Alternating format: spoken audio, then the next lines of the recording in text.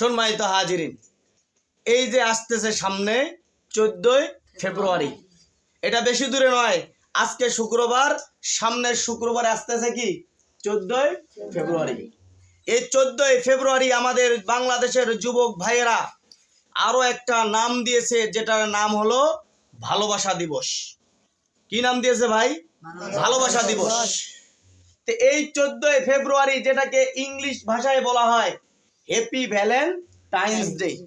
আপনাদেরকে যদি আমি বলি, যুবক বন্ধু অথবা যারা শিক্ষিত মুরব্বী রয়েছেন সমাজের মধ্যে, আপনারা কেউ আমাকে একটা ডিকশনারি তো দূরের কথা, আপনারা গুগল ইন্টারনেট সার্চ করে আমাকে কেউ দেখাতে পারবেন না হ্যাপি ভ্যালেন্টাইন্স ডে মানে ভালোবাসা দিবস।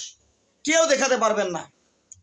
তাহলে এই হ্যাপি ভ্যালেন্টাইন্স ডে কোথা থেকে আসলো আমাদেরকে জানতে হবে। আজকের এই জুমা থেকে আপনারা শুনুন এবং জানুন, এরপরে যুবক বন্ধুরা আপনারা সিদ্ধান্ত নেন। এই যে আসতেছে হ্যাপি ভ্যালেন্টাইন্স ডে অর্থাৎ ভালোবাসা দিবস, আপনারা কি ভালোবাসা দিবস পালন করবেন নাকি করবেন না? আজ থেকে আপনারা শিক্ষা নেবেন বা সিদ্ধান্ত নেবেন। যারা মুরব্বী বাবা রয়েছেন, আপনারা আজ থেকে ডিসিশন নেবেন আপনাদের ছেলে সন্তানদেরকে আপনারা কি হ্যাপি ভ্যালেন্টাইন্স ডে অর্থাৎ ভালোবাসা দিবস পালন করতে দিবেন কি দিবেন না। আপনারা আজকে এখান থেকে ডিসিশন নিয়ে যাবেন। সম্মানিত হাজিরিন, বলতে চাচ্ছিলাম হ্যাপি ভ্যালেন্টাইন্স ডে অর্থাৎ ভালোবাসা দিবস কোথা থেকে আসলো, একটু মনোযোগ সহকারে শুনবেন, খুব গুরুত্বপূর্ণ কথা। রোমান শহরের মধ্যে, কি শহর ভাই? রোমান শহর।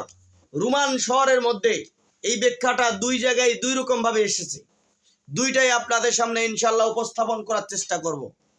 রোমান শহরের মধ্যে একজন ধর্মযাজক ছিল, অর্থাৎ তান্ত্রিক কবিরাজ, যেটাকে বলা হয় ধর্মগুরু।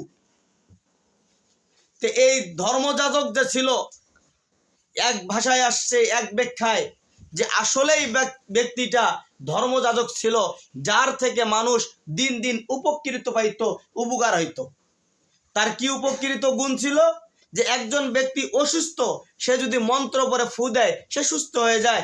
একজন মানুষ রোগের মধ্যে ভুগতেছে, সে যদি মন্ত্র পরে ফু দেয় সে সুস্থ হয়ে যায়। একজন মানুষ চোখে দেখে না, সে যদি চোখের মধ্যে ফু দেয় মন্ত্র পরে সে চোখে দেখতে পারে। এইরকম তার কিছু গুণ ছিল। রোমান শহরে যে বাচ্চা ছিল, এই বাচ্চা খবর পাইলেন, পাওয়ার পরে এই রোমান শহরে বাচ্চা এখন দেখতেছেন দিন দিন তার ভক্ত বাড়তেছে। আহা, আমাদের ভক্ত, ওর যদি ভক্ত বাড়ে তাহলে আমার এই চেয়ারটা একদিন থাকবে না। চেয়ারের ভয় শুধু রোমান শহরের বাচ্চা করে নাই, আমাদের দেশেরও যারা চেয়ারের মালিক তারাও এই ভয়টা করত বা এখনো করে, যে না জানি একজনের ভক্ত যদি বেড়ে যায় আমার চেয়ারটা কখন নিয়ে যায়। এই জন্য এরকম ভাবে নিরপরাধ মানুষদেরকে জেলের মধ্যে বন্দি করে রাখে। সম্মানিত হাজিরিন, যাই হোক, ওদিকে যাব না, যেটা মূল আলোচনা সেটাই বলতেছি।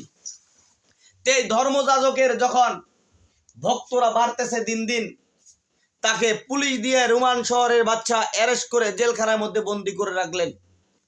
জেলখানার মধ্যে যখন বন্দি করে রাখলেন, বন্দি করে রাখার পরে ওই যে জেলখানার দারোয়ান ছিল অর্থাৎ জেলার ছিল, ওই জেলারের মেয়ে ছিল অন্ধ অর্থাৎ চক্ষু প্রতিবন্ধী।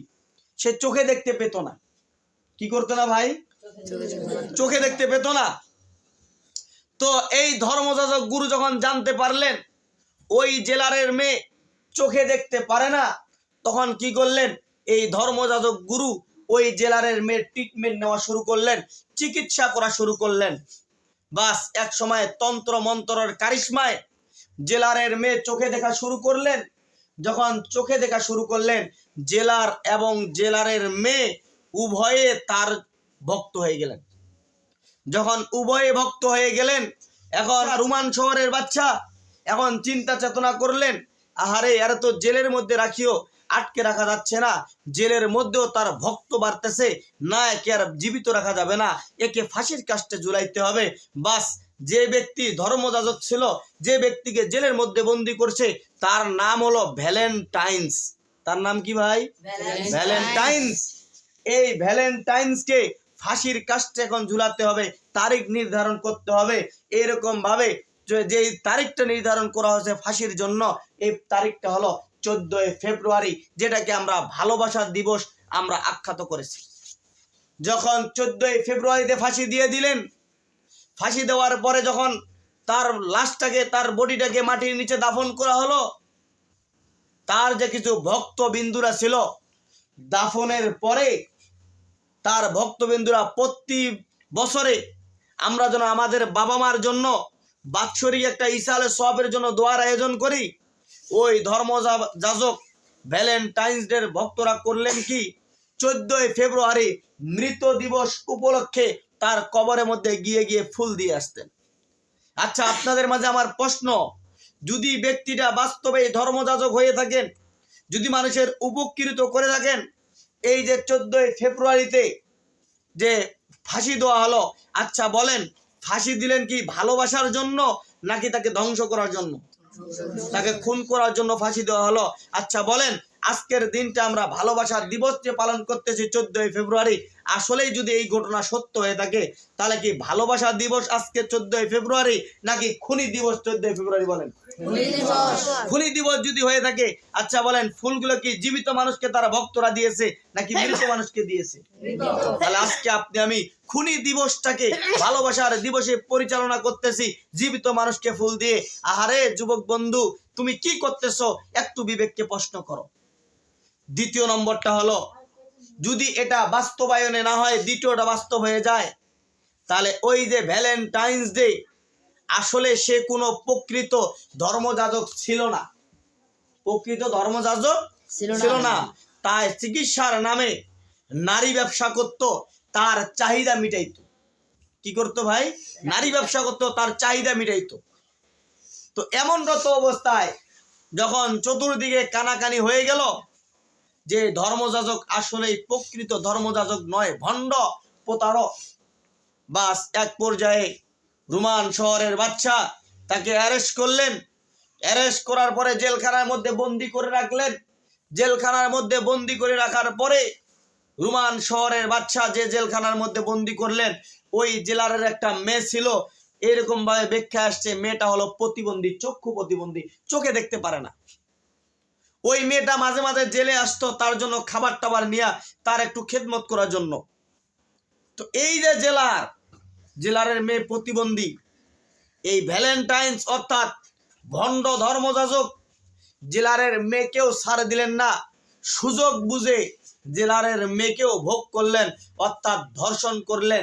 এই ধর্ষণ করার পরে যখন জেলারের মেয়ের এই ধর্ষণের কথা চতুর্দিকে প্রকাশ হয়ে গেলেন, এখন রোমান শহরের বাচ্চা চিন্তা করলেন, আহারে একে তো জেলের মধ্যে রাখিও নিরাপদ নয়, অতএব একে জেলের মধ্যে রাখা সম্ভব না, একে ফাঁসির কাস্টে ঝুলাতে হবে।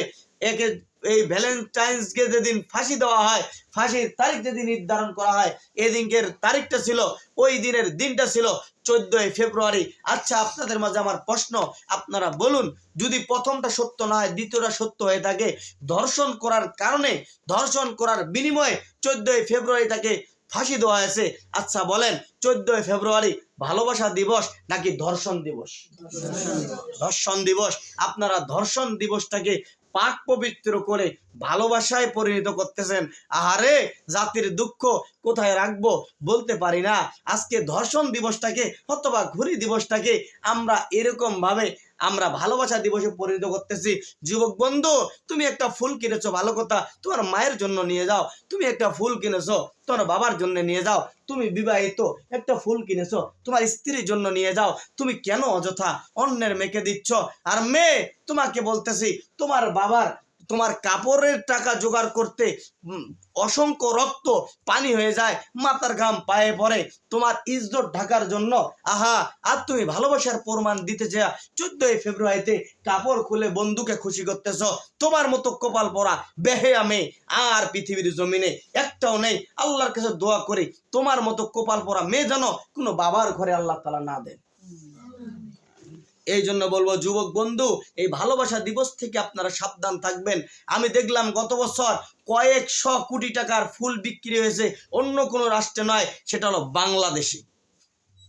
কয়েকশো কোটি টাকার ফুল বিক্রি হয়েছে গত বছর ভালোবাসা দিবস অর্থাৎ 14ই ফেব্রুয়ারিতে। এটা কোন রাষ্ট্রে? বাংলাদেশে। আচ্ছা বলেন, এই যে কয়েকশো কোটি টাকার ফুল বিক্রি হলো, এই ফুলগুলো মনে নিয়ে যে তার মা বাবাকে দিয়েছে প্রত্যেকটাই? মনে হয় যে তার স্ত্রীকে দিয়েছে? যে কাল্লা, কখনো না, তার মা বাবা স্ত্রীকে কেউ দেয় নাই, হয়তো হাতে গোনা কয়েকটা দিয়েছে, বাকিগুলা সবগুলোই আপনার অন্যের মেয়ে, কোথাকার বন্ধু, কোথাকার বান্ধবী একত্রিত হয়েছে, ফুল দিয়া, ফুল বিনিময়ের মাধ্যমে ভালোবাসা নিবেদন করতেছে। আল্লাহ তাআলা আমাদের সবাইকে এই সমস্ত বেহায়াপনা থেকে হেফাজত করুক, বলেন আমিন।